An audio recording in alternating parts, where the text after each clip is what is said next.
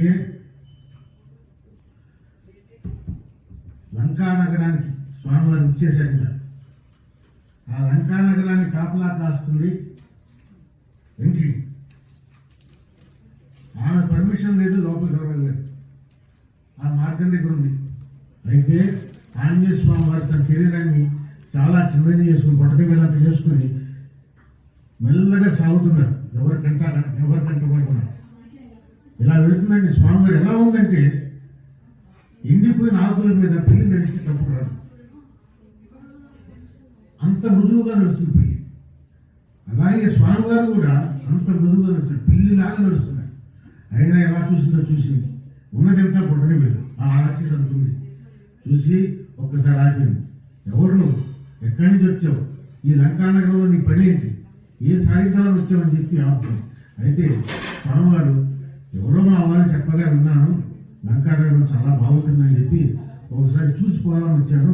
దాని మీద కోపం వదిలేస్తే నేను వెళ్ళి చూసి వెళ్ళిపోతానని చెప్పాను. దానికి ఆమె కోపం వచ్చి స్వామివారికి ఒక దెబ్బ వచ్చింది.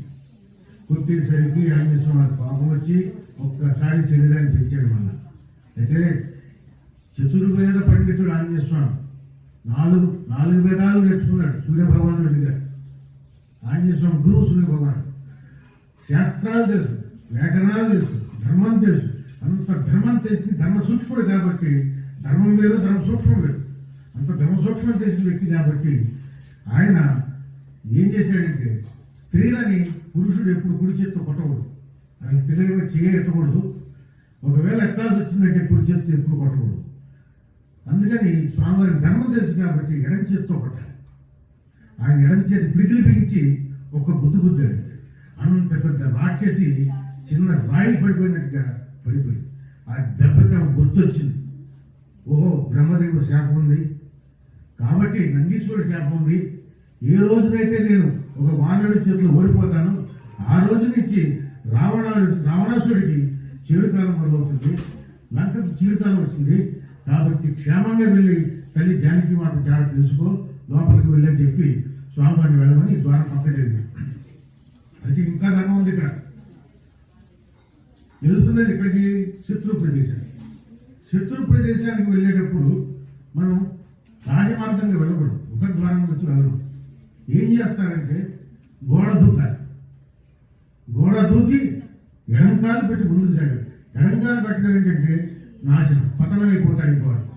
అదే మన స్నేహితుల ఇంటికి వెళ్తే కుడికాలు పెట్టుకోవాలి, శత్రువు ఇంటికి వెళ్తే ఎడంకాలు పెట్టాలి, ఎందుకంటే నాశనం. అలా స్వామికి ఆ ధర్మం తెలుసు కాబట్టి ఎడంకాలు పెట్టి ముందుకు సాగుతున్నారు. ఇది లంకానగరం అంతా చూస్తున్నారు. ఒక్కొక్క స్వామివారు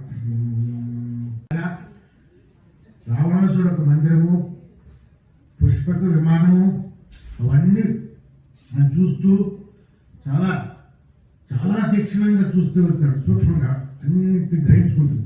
అయితే ఆ రోజు రాత్రి రావణాసుడి భార్యలందరూ మధువుతుడని చక్కటి నిద్రలో ఉన్నారు.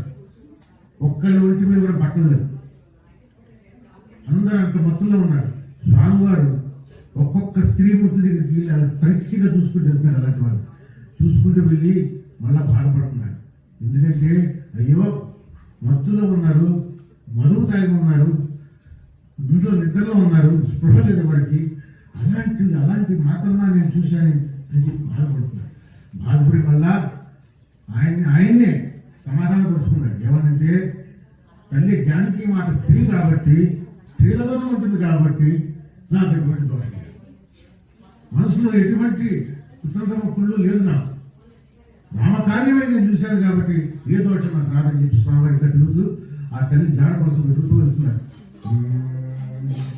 అలా వెళ్తుండగా ఒక మూల ఆ ఒక ప్రదేశంలో మహా గొప్ప అందరి మందోదరి ఆమె ఎదురుస్తుంది. ఆమె చూసి స్వామివారు ఆహా నా తల్లి జానకి మాత దొరికింది, జాడ తెలిసింది అని చెప్పి ఎంతో ఆనందపడి ఆమెనే జానకి మాత అనుకుంది. ఆమె మహాపతివ్రత, ఎంతో గొప్ప అందగత్త. ఆమె చూసుకుంటే నాణ్యస్వామి ఒక్కసారిగా ఎంతో ఆనందపడి, ఇక చూడండి కట్టు చేష్టలు ఎలా ఉంటాయి. ఆయన తోకని ముద్దు పెట్టుకున్నాడు, నేలం కొట్టాడు, కొండలెక్కాడు, మళ్ళీ దూకాడు, దొల్లాడు, రకరకాలు చేశాడు. పక్క పక్కన చెట్లన్నీ పీకాడు, పడేశాడు. తల్లి జాడ తెలిసినాడు. మళ్ళా బాధపడుతున్నాడు. అది రాముని సీత